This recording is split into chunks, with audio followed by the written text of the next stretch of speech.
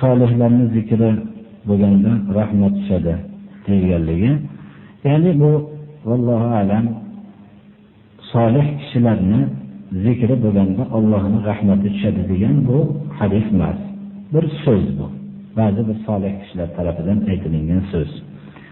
Solih kishilarning zikri bo'lishlikka biz ularni duo qilishlikka ma'murmiz. Robbana g'fir lana va li ikhwanina allazina sabaquna bil iymon. Iymon bilan o'tgan kishilarni duo qilishlikka ma'murmiz. Solihlarning zikri bo'lganda dinga xizmat qilgan odamlar, ular bizlarda ularning haqqi bor. Aytgan ekanlarki, ba'zi hadis bo'lsa kerak, inshaalloh yana darsimizga aniqroq qilib aytib beraman. Mo'min yo'qki, ansorlarning ularda haqqi bo'lmasa dedilar. Ya'ni har qanday mo'min odamning ustida Madinadagi Rasululloh sollallohu alayhi vasallamni kutib olgan ansorlarning haqqi bor bo'ladi. Shuning uchun biz ularni duo qilishlikka ma'murmiz.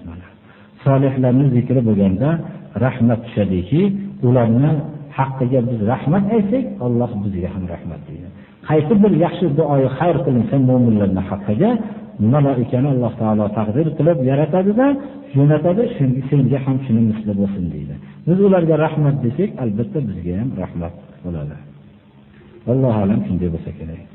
Alloh subhanahu va taolo hammamizni ham haq yo'lda barqaror qilsin, hozirgi darsimizga amal qilishga Alloh tavfiq bersin. O'tgan ajdodlarimizga Alloh rahmat qilsin. Qabrlarni jannat bog'chalaridan bir bog'chaga aylantirsin. Gunohlarni mag'firat qilsin. Alloh subhanahu va taolo o'zimizning ham gunohlarimizni mag'firat qilsin. Ibodatlarimizni Alloh qabul qilsin. Zulm, kufr, shirk, kibr va isrof bulardan Alloh taolo o'zi saqlasin. Alloh subhanahu va taolo farzandlarimizni solihalardan qilsin. Alloh subhanahu va taolo islomga yordam berayotganlarga yordam bersin. Islomga zarar yetkazganlarga Alloh taolo kifoya qilsin o'zi.